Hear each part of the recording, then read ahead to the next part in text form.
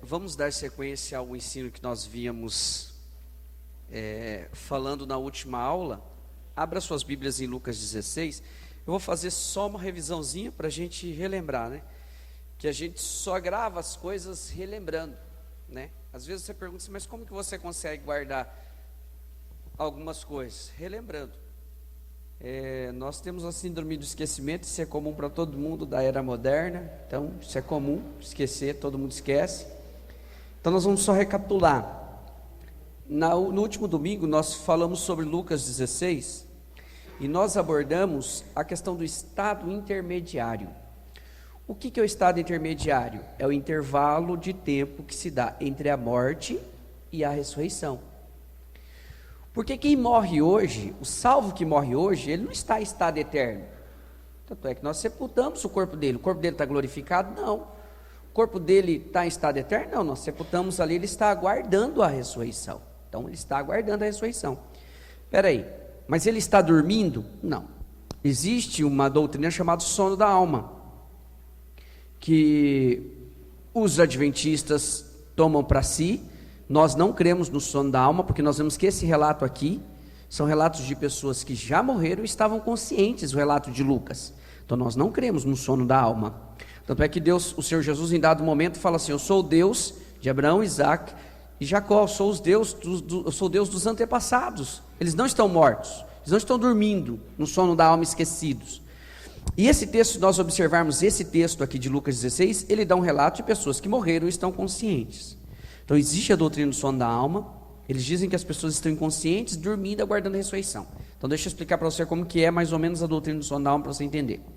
A doutrina do sono da alma é assim: a pessoa morreu, fica ali, alma, espírito e corpo inerte, lá, não sei onde fica a alma e o espírito, mas ele diz que fica lá, tudo dormido. Quando vier a ser ressuscitado, acorda todo mundo, como se ficasse tudo dormido. O espírito, a alma e o corpo. Essa é a doutrina do sono da alma. Eles tomam aqueles textos bíblicos que falam: descansou no Senhor, dormiu no Senhor, os que dormem no Senhor. Eles tomam esses textos bíblicos para defender a doutrina do sono da alma. Só que se nós pegarmos o texto que nós já lemos de Lucas 16, fala de duas pessoas que morreram e não estão dormindo. Primeiro esse texto de Lucas. E aí fala assim: mas como que você contradiz o texto que diz que a pessoa está dormindo?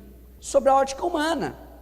Quando alguém falece, todo mundo usa o adágio popular dizer assim: ele descansou. Sobre a ótica humana, a pessoa está descansando, a pessoa está dormindo de quem olha, mas não está querendo dizer que a alma e o espírito dele está dormindo. O corpo sim, mas a alma e o espírito não, estão em algum lugar. E aí nós estamos tratando onde está a alma e o espírito da pessoa que morre hoje. Então vamos recapitular. A pessoa morreu hoje, o justo e o ímpio morrem hoje. O corpo do justo e do ímpio está na sepultura.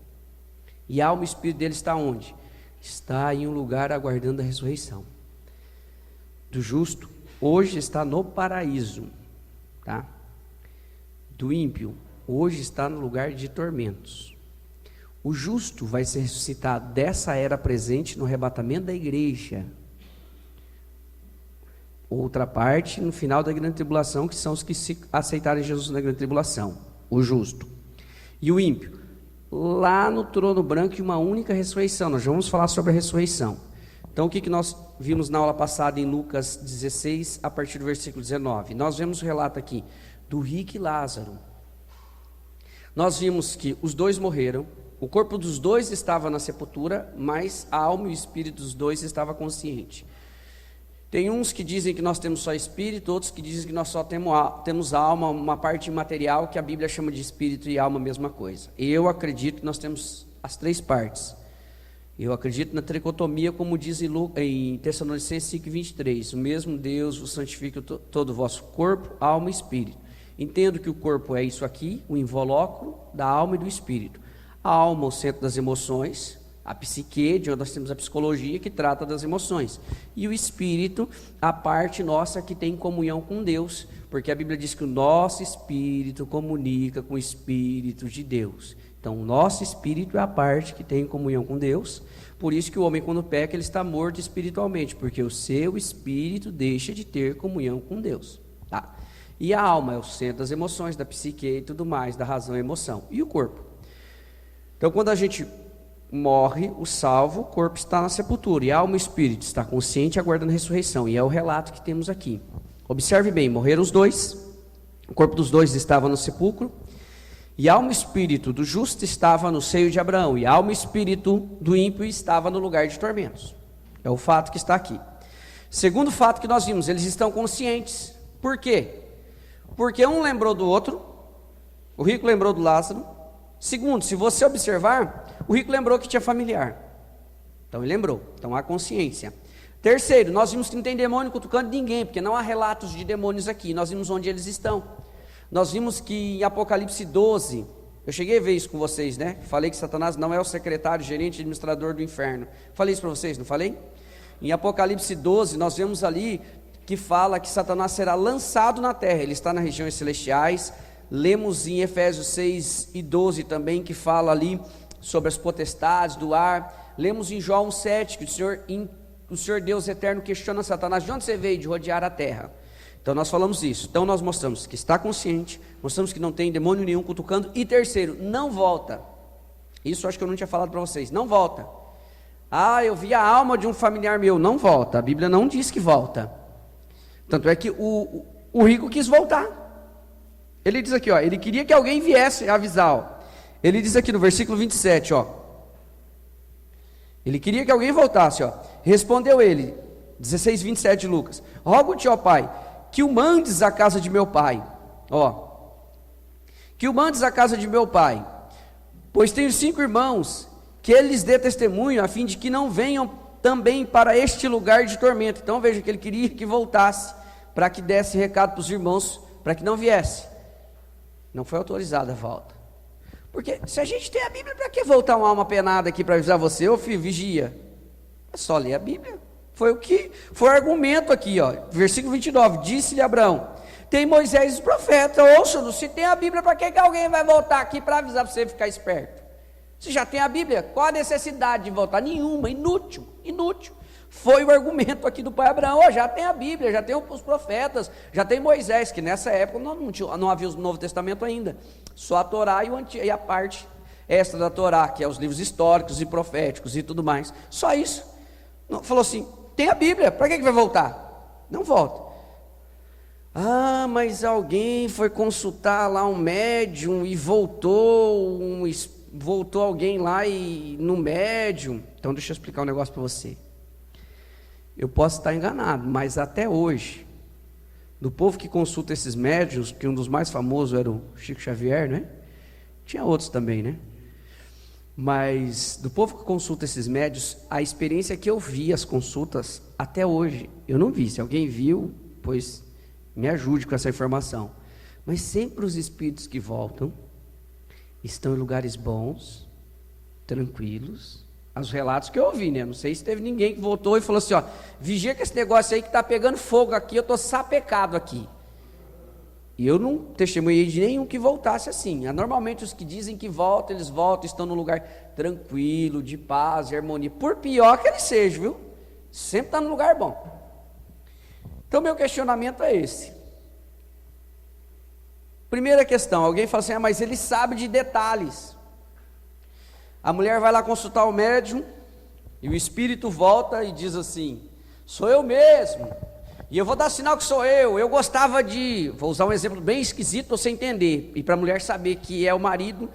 Aí ele fala: sou eu mesmo, que eu gostava de tomar suco de jiló. Aí a mulher fala: é ele mesmo, só pode ser ele, porque só uma pessoa na face da terra gostava disso. E dá detalhes do casal. E aí fala assim: é ele mesmo que voltou, porque não pode... Eu tenho certeza que é ele. E aí o indivíduo que voltou, entre aspas, começa a dar detalhe, começa a dizer assim: eu estou num lugar tranquilo, de paz. Até hoje eu nunca vi ninguém voltar e dizer que está perturbado. Todo mundo está num lugar bom. Tá. E aí a viúva sai dali, ou o viúvo. Normalmente as mulheres, os exemplos que eu vi mulheres consultando, mas a viúva ou os filhos saem dali dizendo: nossa, mas meu pai era um camarada que era safado, pilantra, enganava todo mundo, não queria nada com Jesus, morreu e está num lugar bom. De que me adianta então aceitar Jesus, servir Jesus, viver uma vida de retidão, de integridade, de santidade, se vai todo mundo para um lugar bom? Já começa por aí o questionamento. Tá. Mas como que o que voltou a ele não é ele, meu irmão? Então quem que é? Demônio. Demônio, eu entendo que seja demônio. A Bíblia fala sobre os chamados espíritos familiares. O que são espíritos familiares? São espíritos que acompanham pessoas que não têm Deus. Quem não tem Deus no coração, existe espíritos que acompanham. A Bíblia diz isso. Olha lá, ó.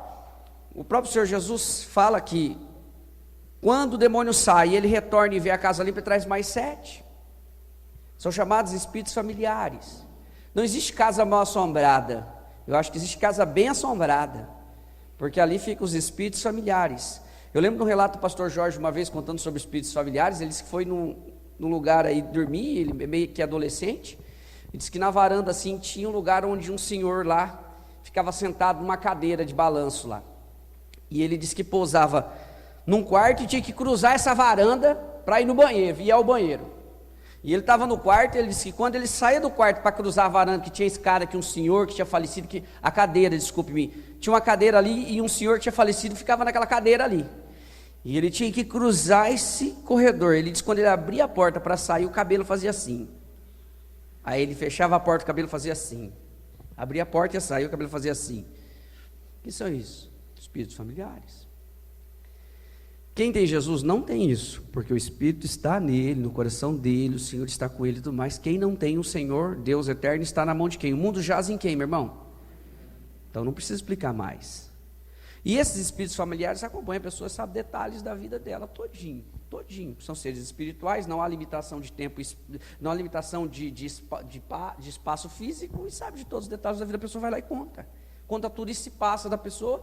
Ele é mentiroso, é enganador, pai da mentira e tudo mais. Ele engana e a pessoa acha que voltou, porque qual é o objetivo? Eu nunca vi nenhum desses voltar e dizer assim, ó, se arrependa, aceita Jesus, se converta-se, pratique a justiça, pratique a retidão, teme a Deus, faça obras boas. Nunca vi. Só vejo dizer que está em lugar bom, independente de quem ele seja, sem Jesus e sem nada. Então, eu compreendo que está consciente e quem volta não são a pessoa.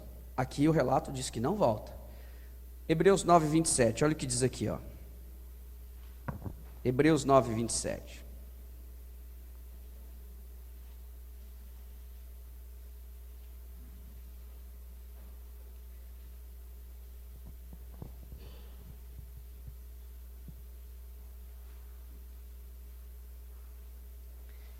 Hebreus 9, 27 diz, e como aos homens está ordenado morrer uma só vez, então não tem reencarnação, não tem como morrer 2, 3, 4, 5, 6 vezes, só uma. Vindo depois disso o juízo. Diz que ele morre e volta, morre e aguarda o juízo. O salvo vai ter o julgamento para galardão e não para condenação, e o ímpio julgamento para condenação.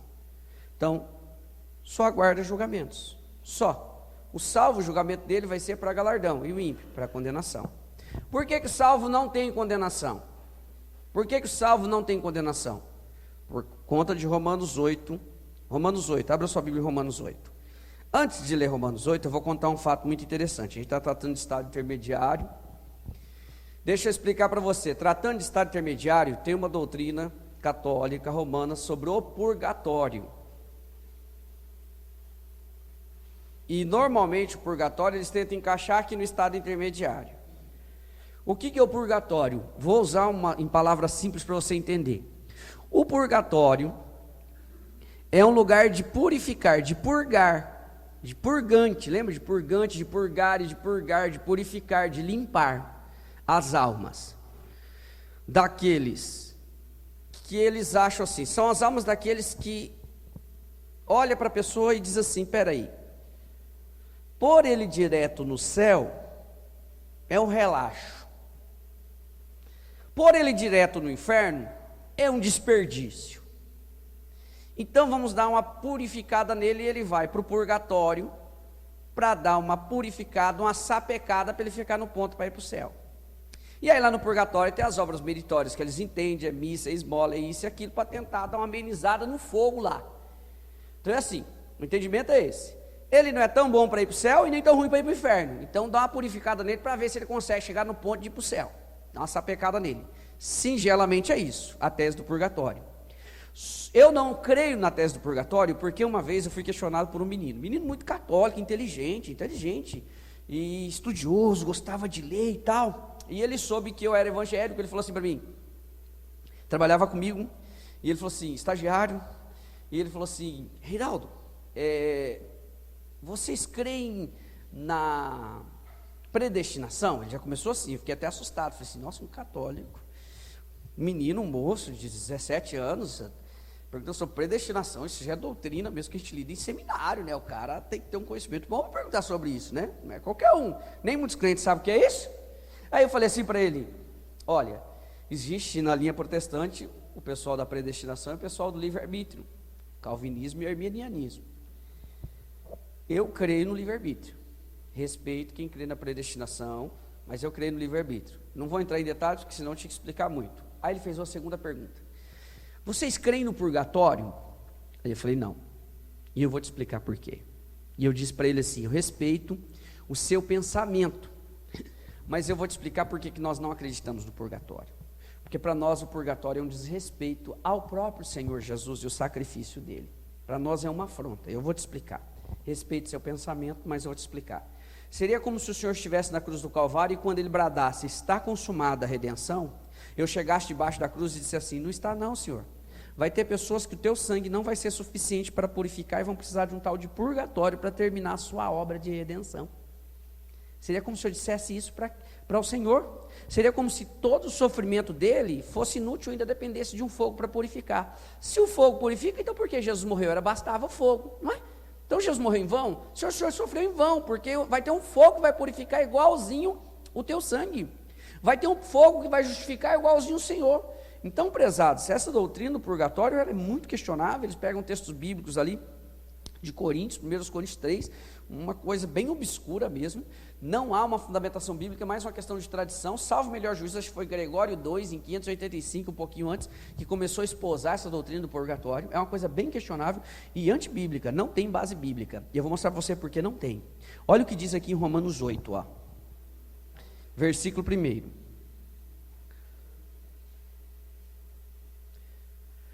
Portanto, agora, olha aqui, nenhuma condenação há para os que estão em Cristo Jesus. Observe bem isso. Agora não há nenhuma condenação para quem está em Cristo Jesus. Deixou alguma brecha para purgatório aqui? Não, porque não há nenhuma condenação. Agora tem um texto de João que é mais intenso ainda, a primeira epístola de João, lá do lado de Apocalipse, olha lá, vamos lá, primeira epístola de João, olha o que diz aqui, primeira epístola de João, capítulo 1, versículo 7,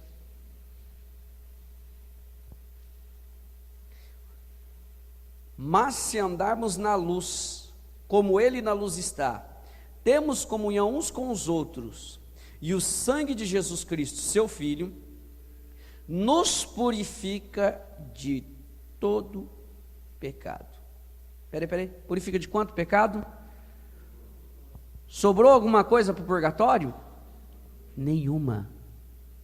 Então, a doutrina do purgatório é inútil, desnecessária.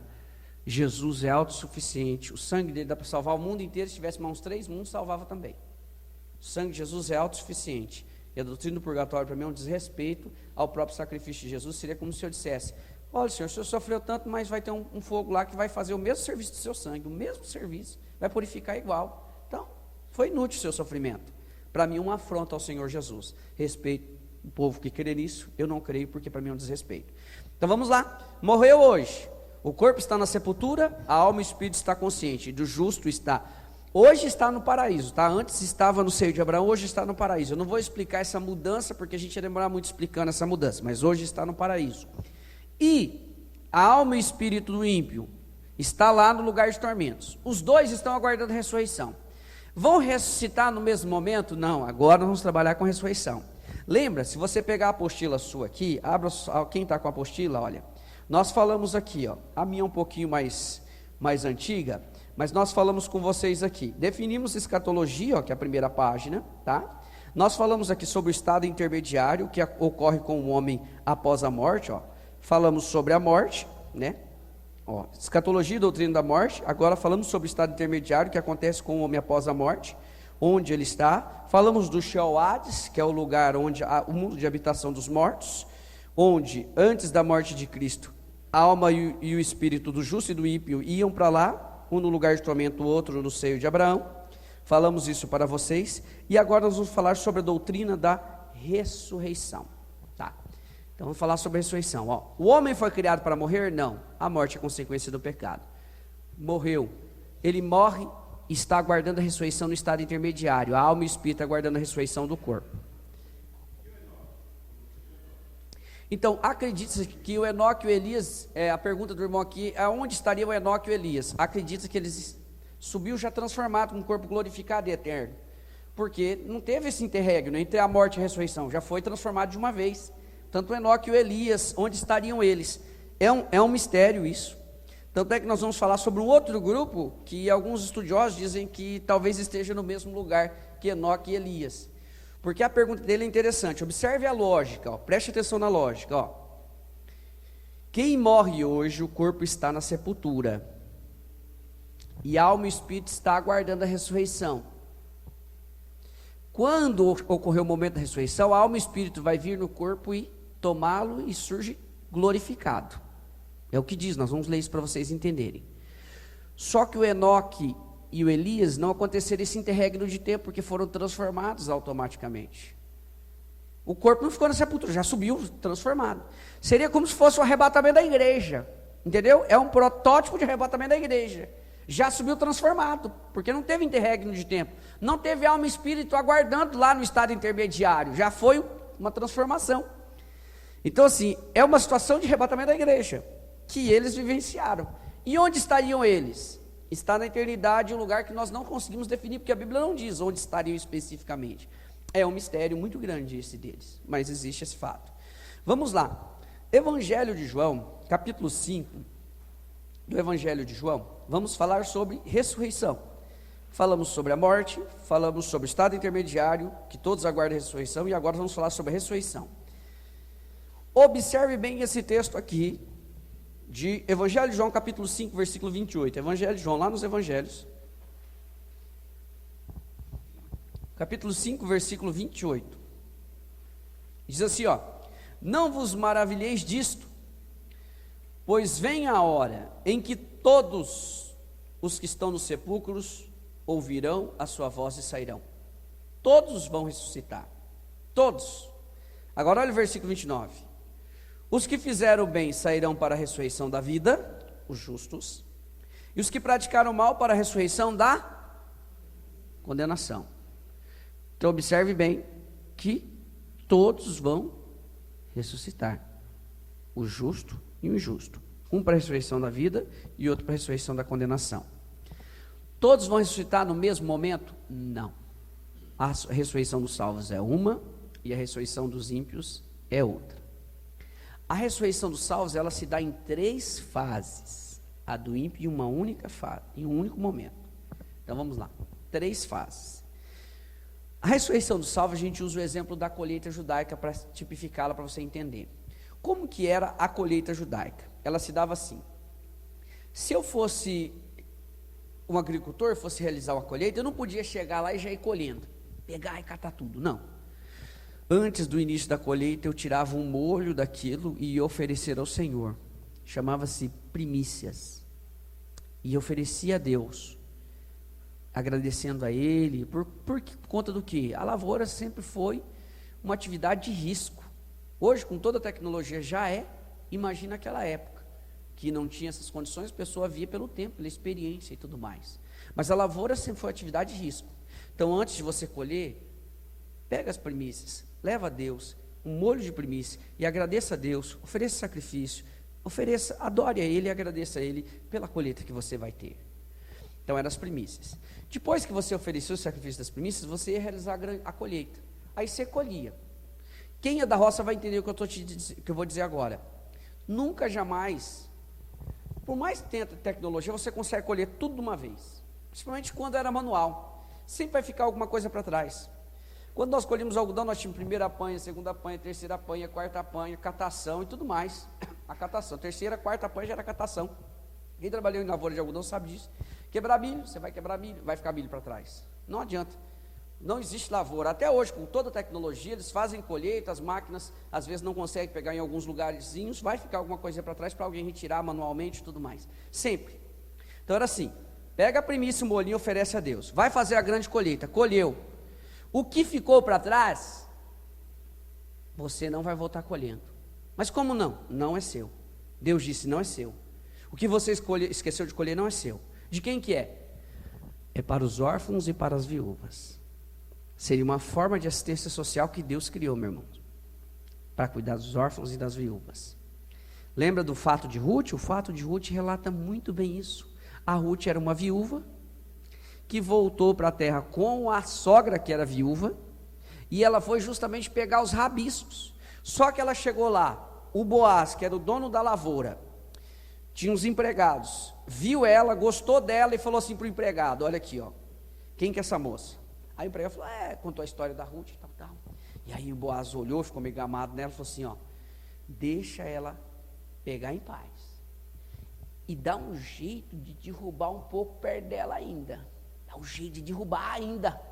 E aí o camarada ia pegar o balaio lá, né, balaio, vamos supor um balaio cheio de milho, ia pegar o recipiente onde guarda o milho e se faz a colheita do milho, não sei se todo mundo sabe o que é balaio, eu estou usando uma linguagem da roça, tá?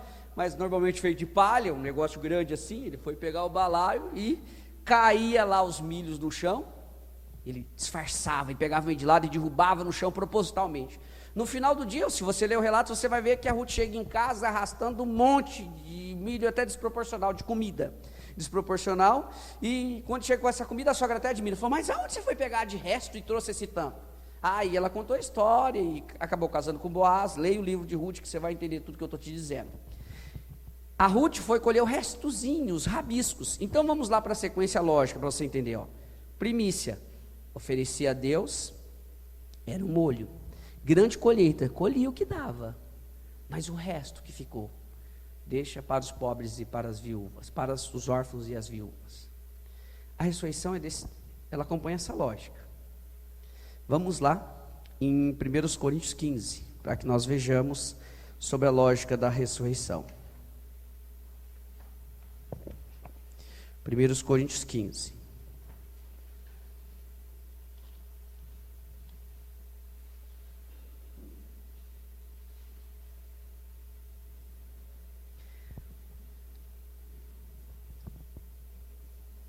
Versículo 20, olha aqui. Mas de fato Cristo ressurgiu dentre os mortos, e foi feito as primícias dos que dormem. Então Cristo é as primícias. Pois assim como a morte veio por um homem, também a ressurreição dos mortos veio por um homem. Pois assim como todos morrem em Adão, assim também todos serão vivificados em Cristo. Só que não vai ser tudo de uma vez. Veja que ele vai falar agora, ó. Versículo 23, ó. Vai ser ressuscitado? Vai. Mas cada um por sua ordem. Então o que ele disse? Todos morreram em Adão, todos são ressuscitados em Jesus. Mas não é tudo de uma vez. Cada um por sua ordem. E aí há dois pontos e ele vai dizer como que é essa ordem, ó. Cristo as primícias, depois os que são de Cristo na sua vinda. Então observe que há uma sequência. Todos morreram por conta do pecado de Adão, o salário do pecado é a morte, tal, tudo aquilo que vocês sabem. Ele está dizendo. E todos serão vivificados em Cristo, porque Cristo nos justificou e pagou a conta, a dívida que tínhamos, por conta do salário do pecado é a morte, Ele morreu por nós, então está pago. E todos serão ressuscitados. Mas não é tudo de uma vez, cada um por sua ordem. Cristo as primícias e o grupo que é de Cristo na vinda dele. Então vamos ver quem que foram as primícias que ressuscitaram com o Senhor Jesus. Mateus 27, vamos lá, vamos ver então o primeiro grupo. Como que se dá a ressurreição? Em 3 grupos. Primícia, o molho, colheita e o rabisco, o resto que ficar, a catação.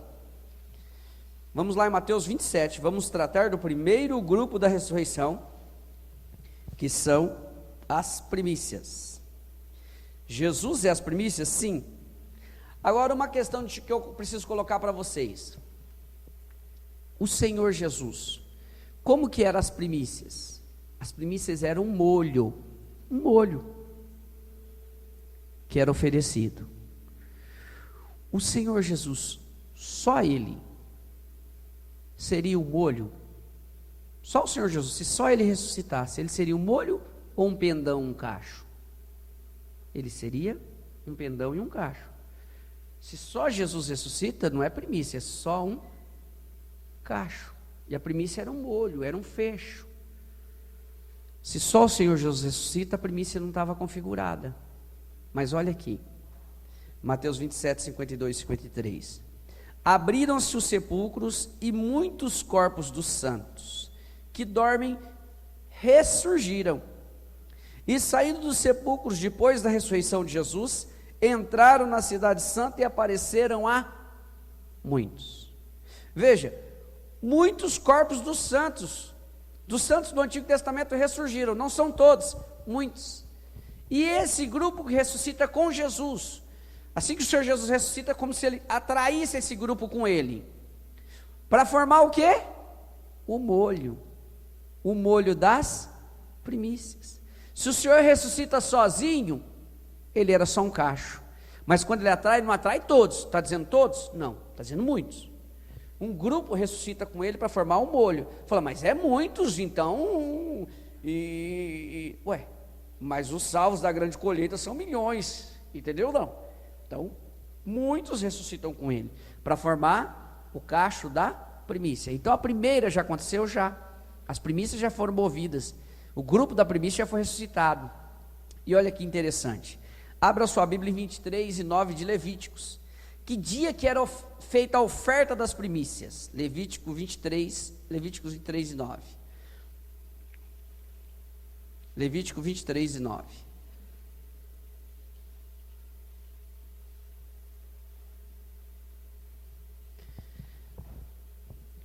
Aqui é justamente a oferta das primícias lá. Ó.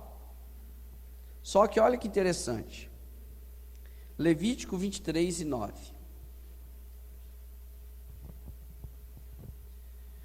Disse o Senhor a Moisés: fala aos filhos de Israel, dize-lhes: quando entrardes na terra que vos dou, e fizerdes nela a ceifa, você vai colher. Trareis um molho das primícias da vossa ceifa ao sacerdote.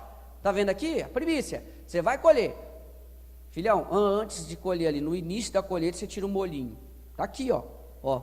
Trareis, um molho das primícias. Não é um pendão, é um molho. Um feixe. Você vai trazer para o sacerdote, para oferecer. E diz assim, da vossa ceifa ao sacerdote, e ele moverá o molho perante o Senhor, vai oferecer a Deus, para que sejais aceito. O sacerdote moverá o molho no dia seguinte ao sábado. No dia seguinte ao sábado. Que dia que eram oferecidas as primícias? Que dia da semana? Domingo. Que dia que Jesus ressuscitou? Domingo. Está aí. Cumpriu literalmente. Aí você fala assim, mas então está relacionado? Tá, gente, a Bíblia é um livro escrito por mais de 40 escritores, mas o autor é um só. Por isso que você fica até assustado com os encaixes da Bíblia. Você fala assim, peraí, mas como pode? Os escritores são vários, mas o autor é único. Seria como se fosse amanuenses, alguém que estivesse escrevendo e o Eterno trabalhando na vida deles. Entendeu? São vários escritores, mas o autor é único. Você fala assim, peraí, mas então Jesus é as primícias. O molho das primícias lá no Antigo Testamento era movido no domingo. Jesus ressuscitou no domingo.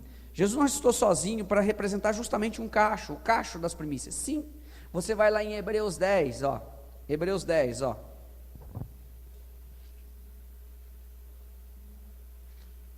versículo 1.